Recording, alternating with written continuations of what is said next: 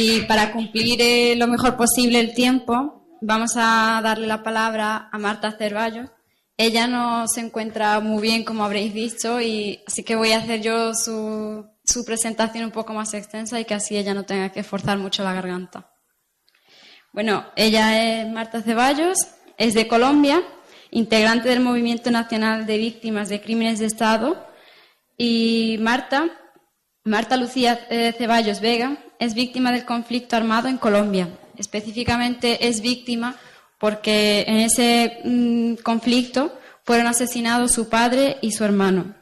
Además, es defensora de los derechos humanos, madre de 2 hijas y una persona comprometida de manera permanente con la construcción de paz en Colombia. Ha ejercido durante varios años como portavoz del capítulo Nariño del Movimiento Nacional de Víctimas de Crímenes de Estado, una plataforma de organizaciones que trabaja por la restitución de los derechos de las víctimas del aparato estatal. Marta también es miembro de diversas plataformas de defensores de derechos humanos de víctimas a nivel regional y nacional. Desde el año 2015 viene desempeñando como secretaria técnica de la Mesa Departamental de Trabajo, Prevención y Asistencia de las Víctimas de Desaparición Forzada del Departamento Nariño. Adscrita a la Subsecretaria de Paz y Derechos Humanos de la Gobernación de Nariño. Su trabajo ha estado principalmente enfocado en la coordinación de espacios de visibilización y acompañamiento a víctimas en diversas partes de su departamento, orientados al acceso a derechos de familias, de personas dadas por desaparecidas y acciones encaminadas a su búsqueda, tales como los diagnósticos de cementerios con presencia de cuerpos no identificados en las zonas de Ipiales, Pasto y Tumaco, entre otros.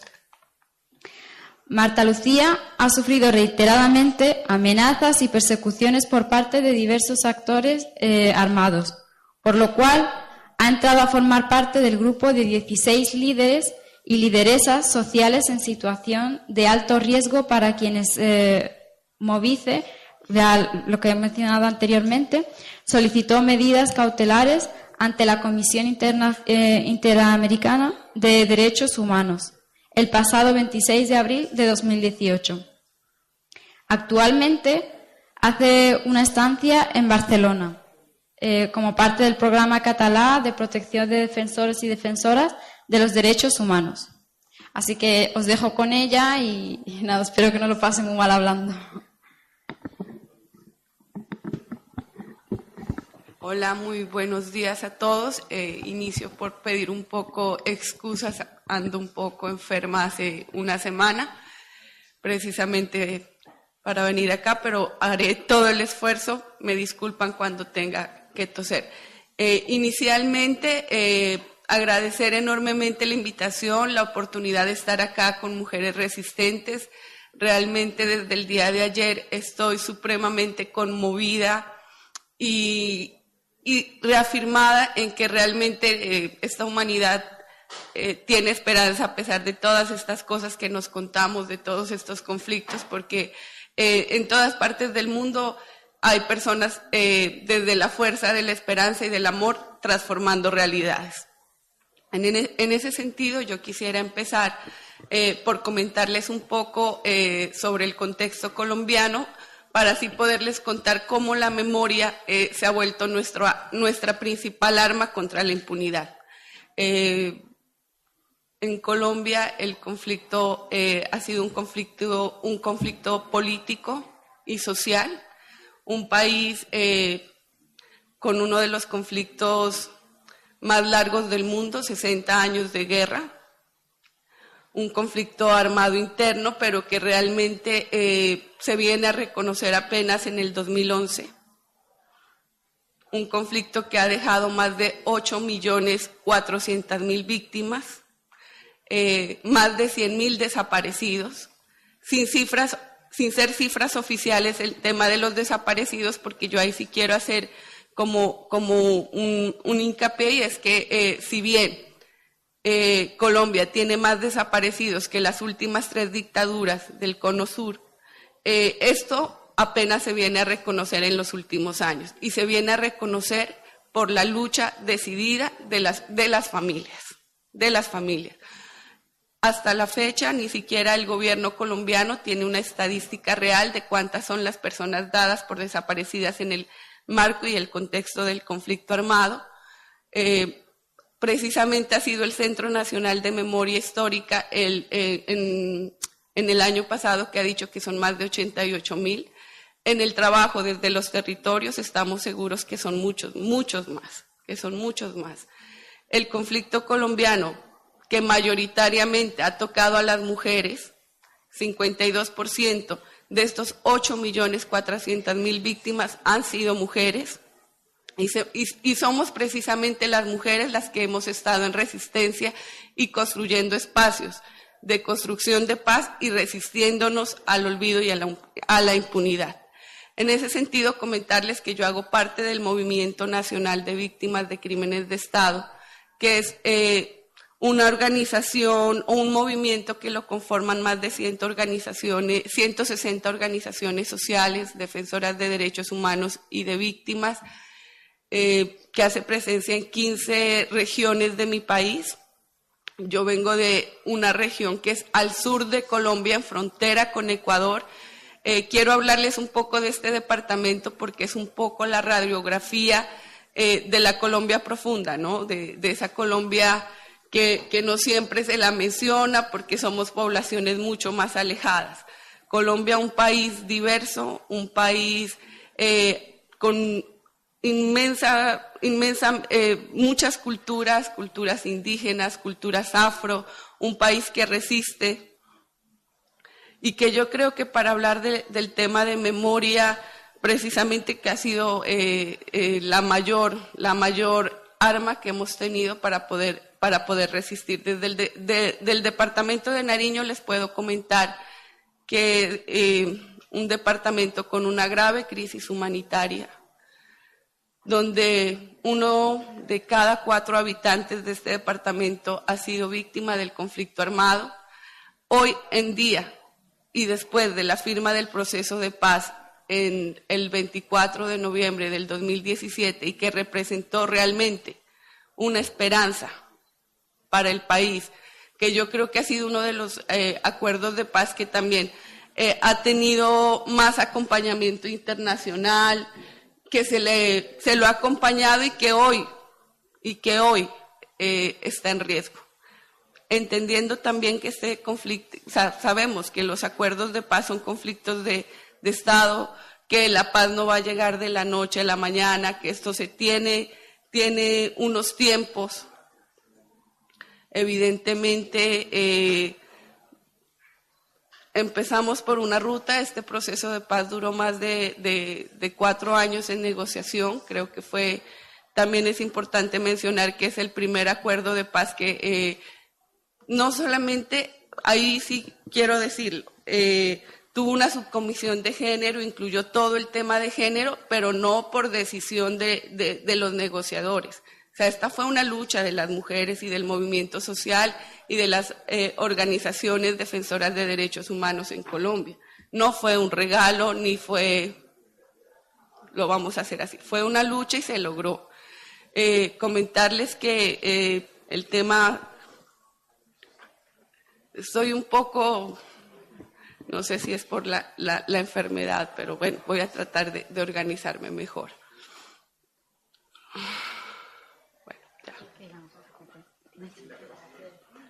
No, es que me voy ya. Realmente sí que ha sido un poco complejo en este momento poder, me siento mal por mi enfermedad, pero sobre todo porque esta instancia acá en Barcelona, en España, llegué hace 6 meses a ser parte del programa de protección a defensores. Fue muy difícil tomar la decisión de venir. No, realmente no tomé la decisión. Fue una decisión que prácticamente fue presionada y obligada Desde el primer día que llegué, yo miraba y decía, bueno, tengo la oportunidad de estar acá, ¿cuántos colombianos que están en la misma situación que yo tienen esta oportunidad? Pero realmente no debería ser así. Nadie debería salir de su país por garantizar su vida, ni por defender los derechos. Nadie debería salir de su país, ni alejarse de su familia, ni alejarse de su familia. Cuando nos hemos comprometido con la defensa de los derechos humanos, más en un país y en un contexto como el colombiano, que yo creo que podemos hablar mil cosas bonitas, pero también muchas cosas horribles. El nivel de impunidad, conocí la guerra desde muy joven. Mi padre fue asesinado cuando yo iba a cumplir 15 años. Posteriormente, el despojo de nuestras tierras, el desplazamiento forzado, pero que esta historia que yo les cuento es la historia de muchos colombianos, de miles de colombianos que han tenido que pasar por estas circunstancias. Más de 7 millones de familias que han tenido que salir de sus territorios y lo que eso implica. Yo siempre digo es que no se trata solo de estadísticas, cuando le colocamos rostro a lo que significa cada una de esas historias. Cuando le colocamos rostro al tener que salir a una ciudad donde esos habitantes de esa ciudad te ven ajeno. Cuando le colocamos rostro.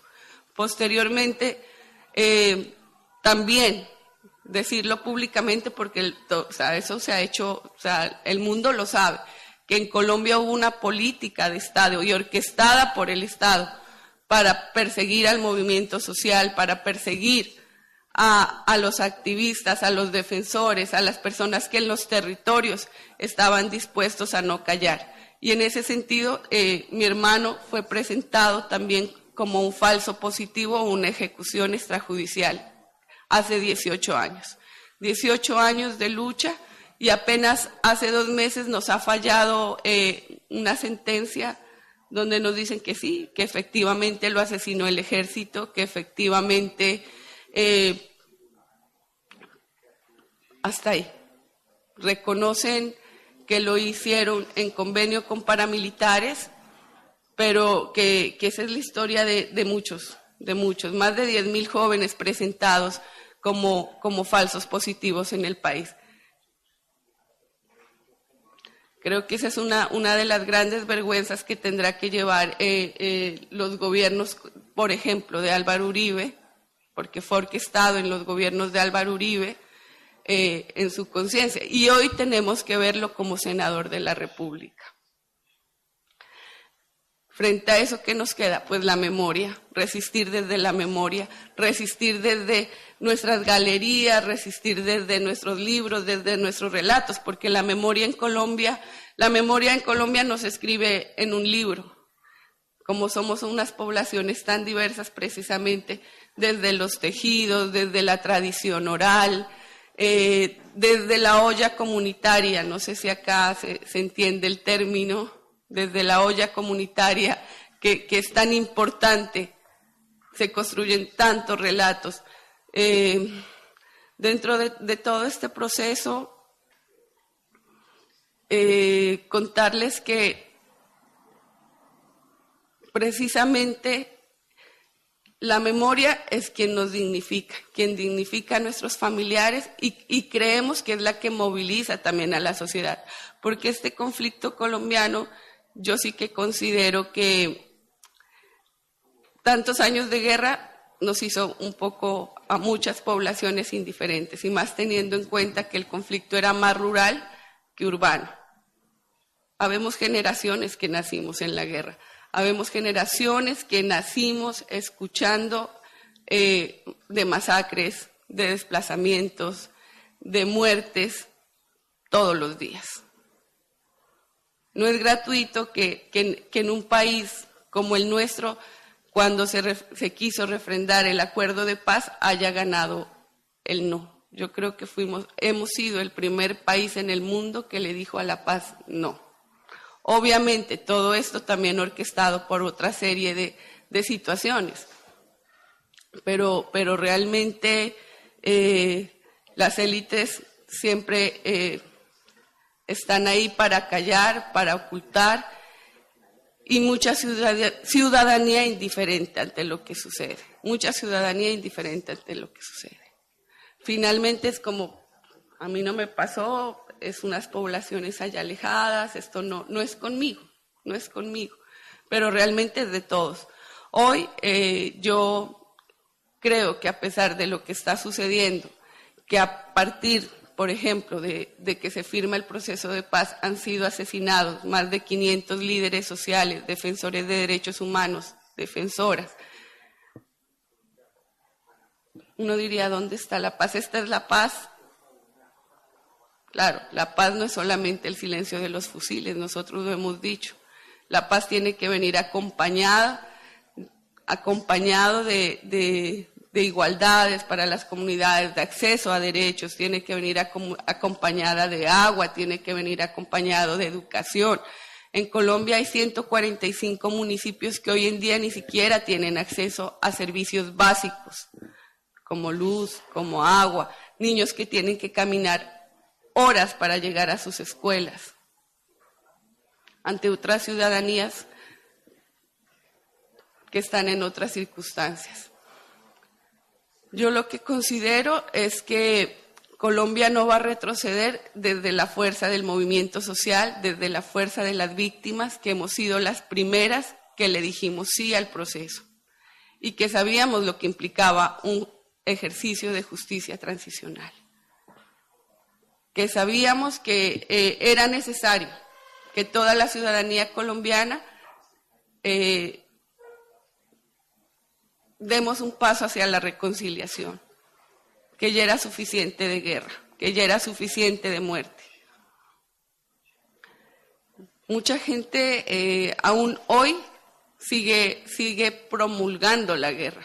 No sé si eso no, seguramente no son capaces de colocarse en los zapatos del otro, ¿no?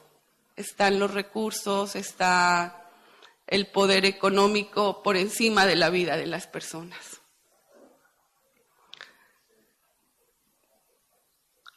Regreso en 15 días a Colombia.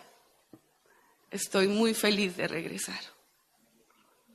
Mi corazón está emocionado.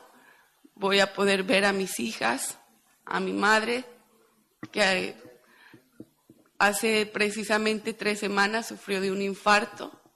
La tengo en el hospital por esas cositas que mencionaba ahora Carmen, y son esos efectos invisibles de la guerra, ¿no?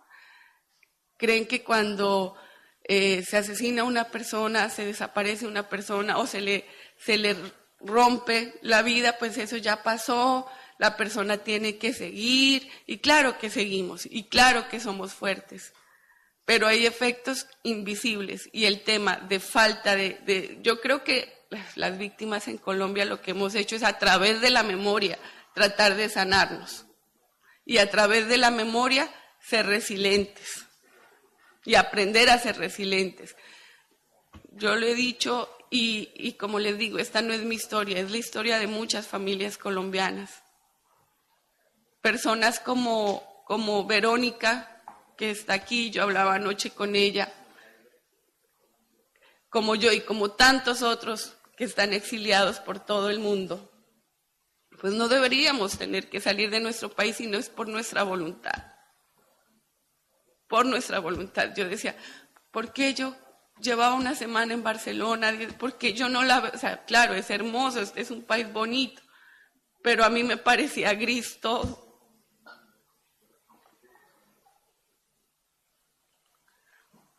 Ya son 15 días, ni siquiera debería estar contando los días, pero los cuento.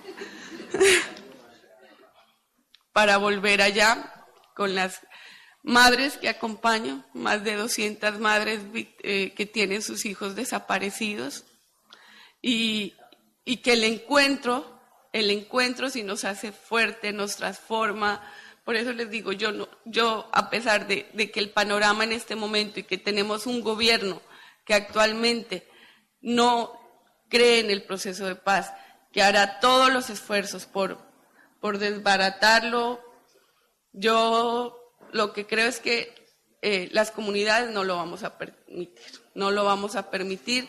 Tenemos una unidad de búsqueda de personas desaparecidas, tenemos una comisión de la verdad, las comunidades están escribiendo sus relatos, pero eso es otro elemento que quisiera comentar, y es que las comunidades no empezaron a escribir sus relatos porque en este momento se aprobó una comisión de la verdad. Las comunidades vienen escribiendo sus relatos hace muchos años. Si yo les pudiera contar que en Colombia, en cualquier parte, en cualquier departamento que usted vaya de Colombia, puede conocer iniciativas de memoria, casas de la memoria, centros de la memoria, jardines de la memoria, libros, cantidad de cosas, documental. Todas las formas que hemos tenido para hacer memoria la hemos utilizado. Y yo creo que eso es en razón de que como no hemos tenido una atención del Estado, durante años se negó la existencia de ese conflicto armado.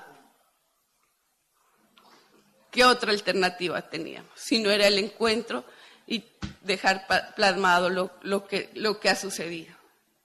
Hoy el Centro Nacional de Memoria Histórica, por ejemplo, está nombran a un director que no reconoce la existencia del conflicto armado en Colombia. O sea, se ha firmado un proceso de paz, pero no reconoce la existencia de un conflicto armado. Y así son innumerables las cosas que están sucediendo en este momento. Pero en contravía de eso, todos los días me entero de nuevas iniciativas de memoria, de nuevos relatos. Vamos a escribir canciones, vamos a hacer esto, y yo estoy absolutamente segura que les va a quedar muy difícil. Bueno, no quiero decir que en este momento estemos viviendo la paz, porque no es verdad. Seguimos todavía en muchos lugares en una permanencia todavía del conflicto, en una continuidad. Por ejemplo, solamente en mi departamento el año pasado hubo más de 8,000 familias desplazadas. Eso en el marco de un proceso de paz, pero sigue pasando. Pero también sé que hemos dado unos pasos enormes hacia otro estado de las cosas, y hay una sociedad hoy activa que vamos a defender esto. Yo volveré a ser una más de esas miles de personas que vamos a amar.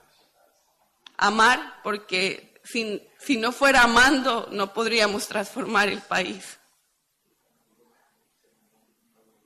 Si no pudiéramos mirarnos a los ojos del otro, pues no podríamos transformar el país. Seguiremos resistiendo y estoy segura que lo lograremos.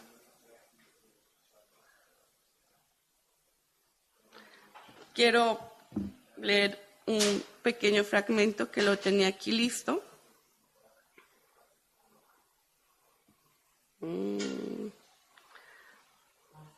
La memoria rebelde y obstinada de los familiares, de los movimientos sociales y de los pueblos que hemos sido objeto de la violencia sistemática en Colombia, seguiremos caminando, porque esa memoria debe contribuir a que esta sea una historia crítica, que debe servir para el florecimiento de la vida, para la construcción de un futuro lejano al pasado que causó la violencia.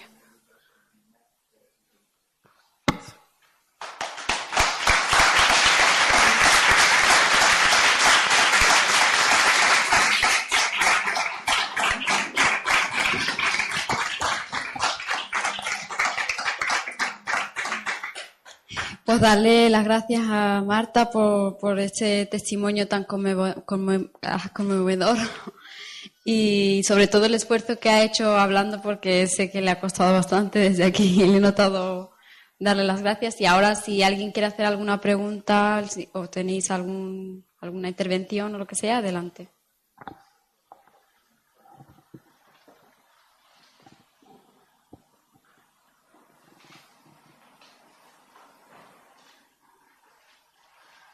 Sí.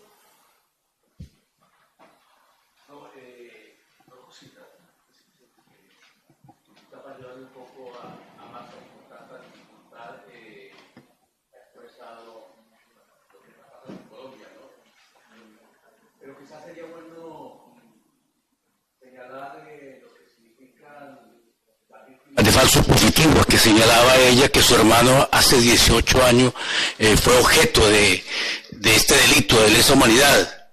En el conflicto en Colombia, madres de familia que sus hijos desaparecieron un día en un pueblito de cerca de Bogotá, Soacha, se pusieron a buscarlos y los encontraron meses después enterrados en fosas comunes. Y enterrados como guerrilleros dados de baja en combate. Esto es lo que llaman los falsos positivos, porque los positivos, en la jerga militar, los positivos son los enemigos dados de baja o capturados, ¿no? En la jerga militar, un positivo, no, dos positivos, dos muertos, o 20, o 100, o 1000. Entonces los falsos positivos eran, la mayoría eran jóvenes, esto conocido, ¿no? Jóvenes de barrios muy pobres, gente dedicada a esto por dinero, los contrataba, les ofrecían un puesto de trabajo en alguna otra región, y entonces iban, desaparecían, y sus cuerpos, como el de estos muchachos de Soacha, que con eso comenzó la historia y a discutir todo, aparecieron, por decir algo, en Barcelona. Y con la historia esa de haber muerto en un combate. Y entonces empezó a buscar las mujeres, las madres, empezaron a buscar madres de Soacha, busquen la historia de las madres de Soacha, y se encontraron que son miles de jóvenes que fueron asesinados de esa manera, asesinados por el ejército, se los llevaban con engaño, los vestían de guerrilleros, los mataban, simulaban un combate, y luego lo presentaban ante los medios como peligrosos guerrilleros dados de baja en combate. Y la misma fiscalía reconoce, no sé, más de 5.000 casos que están investigando, donde están comprometidos militares, y que obedecían a una directiva presidencial y del Ministerio de Defensa, que es que ante hechos de falsos, de positivos, digamos, ante más guerrilleros llegan de baja, entonces tenían más permisos para salir a la casa, tenían una serie de prebendas, tenían regalos, tenían premios, y era el tiempo en que Álvaro Uribe quería demostrar que estaba ganando la guerra. Y para demostrarlo, entonces incentivaron estas cosas, una presión a las tropas, y entonces las tropas, para dar cifras, decían esto: muertos tanto, como aquí cuando dicen que para cifras de empleo dan las estadísticas de los camareros con contratos de 2 horas. Entonces, estos son los falsos positivos, miles y miles de casos, después de lo que nos hablaba la compañera. Gracias. Yo ahí quisiera agregar que efectivamente, como él nos acaba de dar un mayor contexto, las madres de Soacha se destapa en el 2008. Por cerca de 18 o 20 casos. Pero realmente esta es una práctica que se realizó en todo el país, principalmente en las zonas rurales, y no fueron 2.000, no fueron 3.000, hay más de 10.000 casos documentados, reconocidos por la Fiscalía, alrededor de 4.700. Pero basta ver solamente las sentencias de Justicia y Paz, que es una ley que se promulgó en el 2005, Ley 975, promulgada por Álvaro Uribe Vélez como presidente de la República, uno de los primeros ejercicios de justicia transicional en Colombia, donde se hizo un acuerdo de paz, entre comillas, con los grupos paramilitares. Por penas alternativas, mínimo 3 años, máximo 8 años, ellos contaban la verdad y reparaban a las víctimas. Ese proceso aún sigue vigente hoy en Colombia. Más de 287.000 víctimas hacemos parte de este proceso. Hay alrededor de 8 sentencias en más de 10 años. Ni reparación, ni nada. Creo que lo que sí hay que valorarle a este ejercicio de justicia transicional es las verdades que salieron de ahí. En el caso de mi hermano, lo traigo a la memoria porque precisamente ha sido uno de mis motores para la lucha. Y para seguir insistiendo. Fabián tenía 26 años. Era estudiante de ingeniería industrial y siempre había sido dedicado al deporte, era futbolista. Lo asesinaron de 22 tiros. Y al siguiente día apareció en los periódicos como un jefe guerrillero.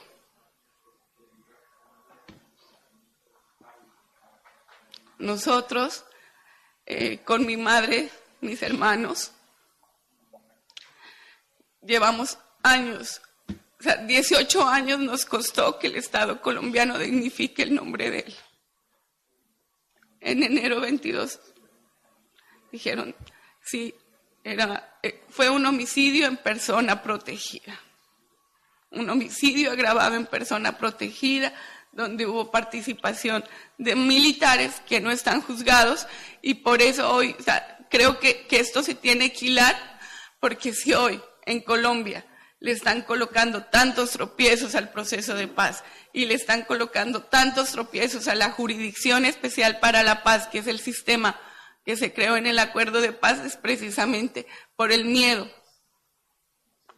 a las responsabilidades que hay y por el miedo a la verdad, porque hayan sido las élites, los gobiernos, los políticos, las fuerzas militares los primeros que nos han victimizado. El Estado ha sido un victimario en Colombia.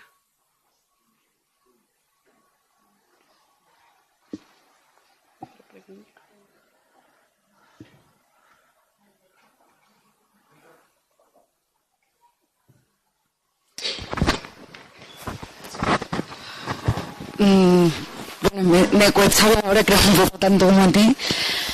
Quería preguntarte, ¿cuál es el horizonte que tenéis en Colombia ahora? Porque los defensores y las defensoras siguen siendo asesinados, sigue habiendo un montón de comunidades desplazadas. Los procesos de justicia, no se están juzgando, ¿no? Entiendo a los perpetradores de todos esos asesinatos y ese genocidio. Y bueno, y entiendo que del acuerdo de lo de la reforma agraria ni hablemos de eso, ¿no? Entonces, ¿cuál es el horizonte que tienen las comunidades? ¿Cuál es la ruta? O por lo menos desde tu perspectiva, que creéis que cómo podéis continuar, ¿no? Desde ahí, que se firman unos acuerdos y, como has comentado antes, el presidente del Centro Nacional de Memoria Histórica ni siquiera reconoce el conflicto, ¿no? Entonces, ¿cuál es el horizonte y dónde os situáis para seguir, teniendo propuestas positivas y activas para enfrentar este conflicto tan duradero, ¿no? Que ha matado a tanta gente? Sí, evidentemente, como lo hemos mencionado, que este fue un gran acuerdo. Yo creo que la sociedad, gran parte de la sociedad colombiana lo recibió como una necesidad y con una gran esperanza. Hoy, lastimosamente, la implementación está en una situación bastante crítica, porque la implementación de esos acuerdos de paz requiere de voluntad política, requiere de recursos, requiere de garantías, requiere que empiece a funcionar todas las instituciones que fueron creadas en el marco del acuerdo de paz. Claro que nos preocupa. La semana pasada, por ejemplo, el presidente colombiano ha hecho 6 objeciones a la Jurisdicción Especial para la Paz. Pero así como él hizo 6 objeciones, también el pueblo colombiano salió a marchar a defender la JEP. Entonces, si tú me preguntas cuál es el horizonte, pues el horizonte está en el poder de la gente, en el poder del pueblo colombiano, en el poder de las comunidades, de esos hombres y mujeres que resisten en los territorios, en las comunidades alejadas, en los cabildos. Es más, hace 18 días hay más de 10.000 indígenas en una vía que se llama la Panamericana, una vía muy importante para el país, haciendo resistencia. Están en paro. Este paro de 18 días ya le ha costado la vida a 8 indígenas y un estudiante universitario de la Universidad del Valle. Heridos, un policía también muerto en el marco de este paro. Les pido que... ¿por qué lo traigo? Porque realmente es un tema ahorita de agenda nacional y es un tema que no se está visibilizando como se debería. Desde acá, todo el reconocimiento y acompañamiento a la minga indígena que sigue resistiendo allá en Colombia, pidiendo el cumplimiento no de 2 acuerdos, de 1.236 acuerdos que les han incumplido, no solamente este gobierno, porque este es relativamente nuevo, los últimos gobiernos. Pidiendo la protección de los defensores y líderes sociales, pidiendo que se implemente de manera adecuada el acuerdo de paz, que esto llegue a los territorios, porque el acuerdo de paz tenía varios puntos: la sustitución de manera voluntaria y concertada de cultivos de uso ilícito, el tema, pues el punto 5, el tema de las víctimas, la reforma rural agraria, también las garantías para los miembros de las FARC que entregaron sus armas. No se les está dando garantías, también los están asesinando. Entonces, claro, este proceso de paz, yo que sí que lo veo un poco, pero también veo a la gente y recuerdo todo lo que hacemos en los territorios y recuerdo cuando nos reunimos, cuando hacemos, y aún estando acá. O sea, como les digo, voy a cumplir 6 meses acá, pero no he dejado de ver un solo día de que no se movilicen cosas, de las que yo no pueda seguir participando, así sea por redes, no sé qué, vamos a hacer esto, vamos, por ejemplo en Tumaco. Tumaco es una de las zonas de mayor conflicto en Colombia. Tumaco queda de la región de donde yo vengo. Acaban de abrir la casa de la Comisión de la Verdad. En una de las zonas más peligrosas, con mayor crisis, con mayor permanencia del conflicto, y acaban de abrir la casa de la Comisión de la Verdad. Y entonces no vamos a tener esperanza y entonces nos vamos a rendir. No, a nosotros no nos van a quitar el derecho que tenemos a vivir en paz. Y claro, para mí la fuerza está en la gente y las expectativas total en las comunidades, en el movimiento social y en la fuerza transformadora también de las mujeres, porque esto no sería posible sin la participación tan activa que existe en el país de las mujeres. Yo les puedo decir, de todos los procesos que habemos en Nariño, claro, generalmente llegamos a una reunión y somos el 80% mujeres. Eso también se explica porque hemos sido mayoritariamente las mujeres víctimas de este conflicto, ¿no? O las que hemos tenido que ver partir a nuestros esposos, a nuestros padres, a nuestros hijos y asumir nuevos roles. Pero ahí está la esperanza y yo sé que lo vamos a lograr. No sé si tan fácil. No la tenemos nada fácil, pero la esperanza está en la gente. Una pregunta corta, porque cuando hablas de la resistencia en las comunidades, los pueblos indígenas, me salta, ¿no?, la curiosidad, la duda, aunque parte de la respuesta la puedo saber, en las ciudades, ¿no?, en las grandes ciudades de Colombia, el pueblo colombiano que también es ese que está en las grandes urbes, en las grandes ciudades, que no es pueblo indígena, pero ¿qué hay ahí, no? Que dan la espalda en muchas ocasiones a su propio pueblo. Vamos, que eso ocurre, que no solo ocurre en Colombia, pero me gustaría saber también qué opinas, ¿no?, en en ese aspecto. No sé si me he explicado bien, que tampoco quiero hacerla muy larga. Sí, yo lo que considero, como lo decía un poco, y es que también fue cómo se desarrolló el conflicto en Colombia, ¿no? Más en las zonas rurales que en las ciudades, mucha gente normalizándolo, pero gente queriendo que esto cambie, claro que también está en las ciudades. Claro que también está en las ciudades. En las últimas elecciones votaron por Duque 10 millones de colombianos, sabiendo lo que eso significaba para el país. Pero también por primera vez en la historia de Colombia, un candidato de izquierdas obtuvo más de 8 millones de votos. Y eso nos va enviando también mensajes de que podemos avanzar hacia nuevas transformaciones sociales y políticas en el país.